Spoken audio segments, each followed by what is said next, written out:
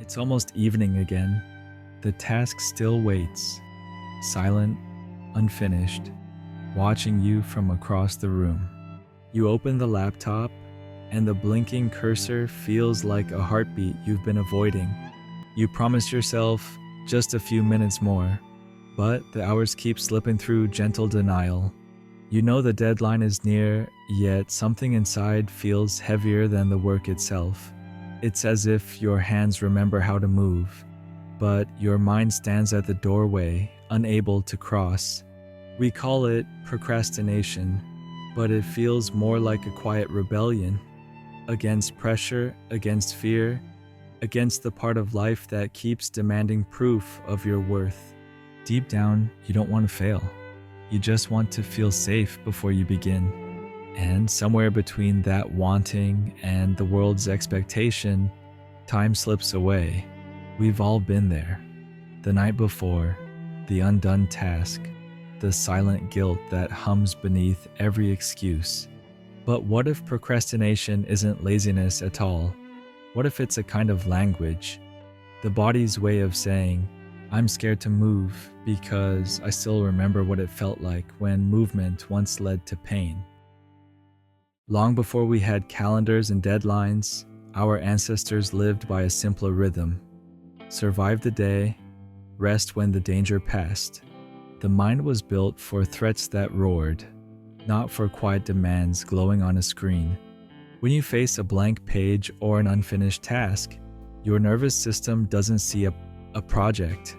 It sees exposure, judgment, a chance to fail. The body tightens as if the danger were real, because to your ancient brain, it is. That's the paradox of modern life. We sit in safe rooms, yet our bodies are still running from lions that no longer exist. The weight you feel before you begin is not weakness, it's evolution, misplaced. And sometimes it's a memory too. The echo of old moments when doing your best still wasn't enough. The mind learned that action brings pain, that starting means risking rejection. So now, even when no one's watching, the body hesitates, whispering, wait, it might hurt again. It's not defiance, it's protection wearing the mask of delay. When you think about beginning, a small alarm goes off deep inside your brain. The amygdala, your ancient smoke detector. It senses threat, even when that threat is only a blinking cursor or an unopened email. It floods your body with adrenaline and whispers, run.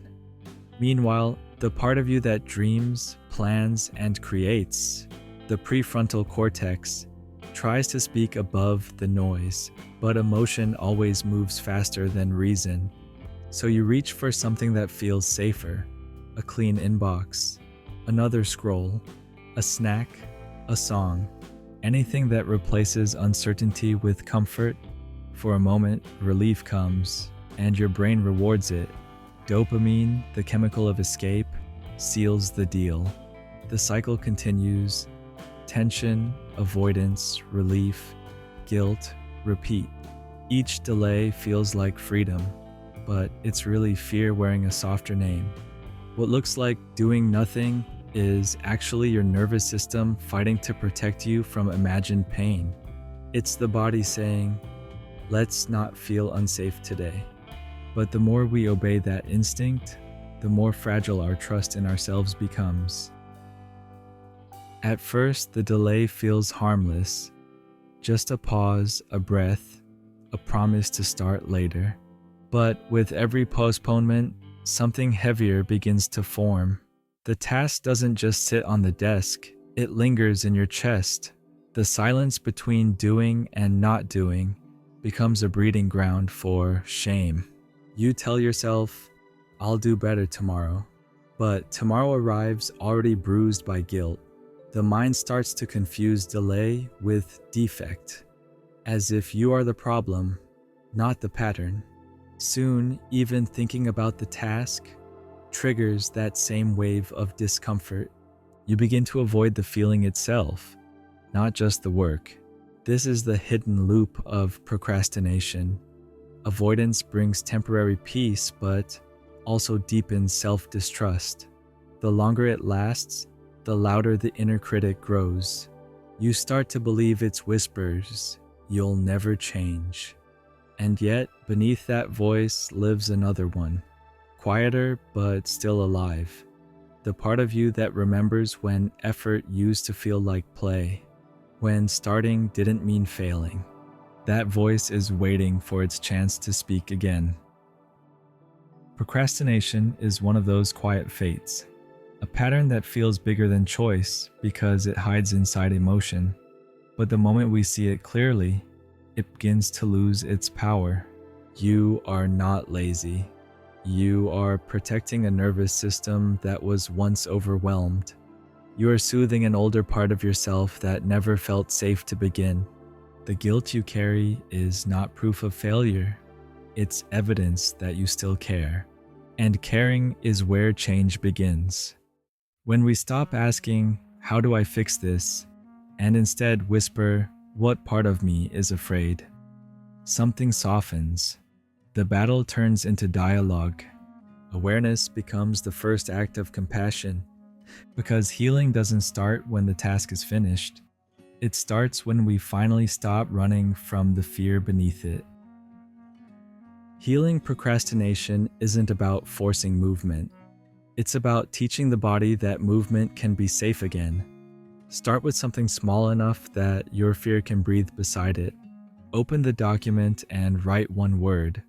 Not a perfect sentence, just a word that breaks the silence. Set the cup on the desk, take one slow breath, and allow that to count as beginning. Your brain doesn't need a revolution. It needs proof. Proof that starting doesn't equal pain. That effort doesn't always invite judgment.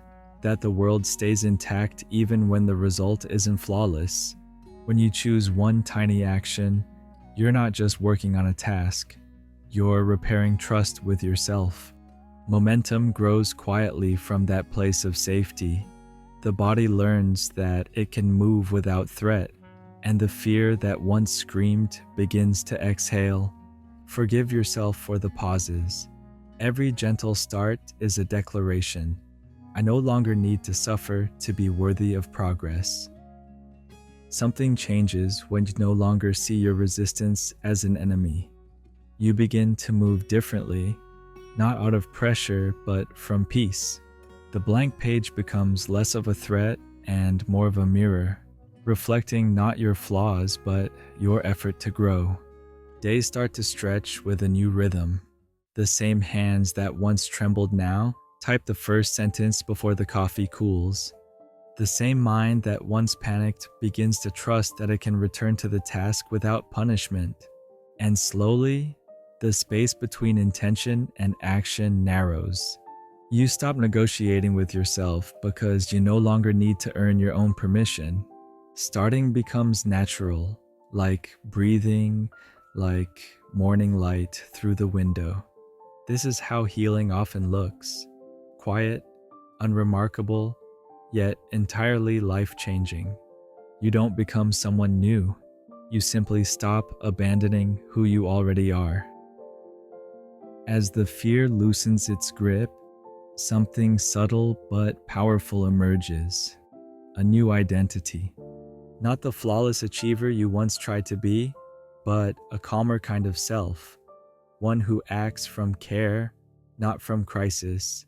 You start to see yourself as capable, even when the work isn't perfect.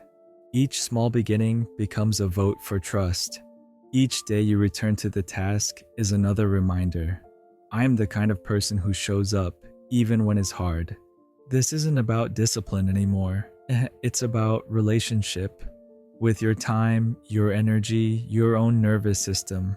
The war between who you are and who you think you should be begins to dissolve. You move through your days with gentler expectations. The noise of self-criticism fades, replaced by a steady rhythm of self-respect.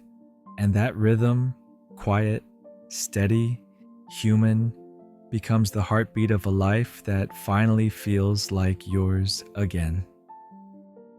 Maybe procrastination was never the enemy, only a misunderstood messenger. It spoke the language of fear, but underneath it was always longing. Longing to feel safe, to be enough before the work began. We've spent years punishing ourselves for the pauses, when perhaps those pauses were simply requests for kindness. Because when safety returns, action follows, not from force, but from peace. As the philosopher Thoreau wrote, "It's not enough to be busy. So are the ants." The question is, what are we busy about? Maybe the real task was never just finishing the report or cleaning the inbox. It was learning to meet ourselves without judgment. So tonight, start small. Open the page. Breathe once before the words come.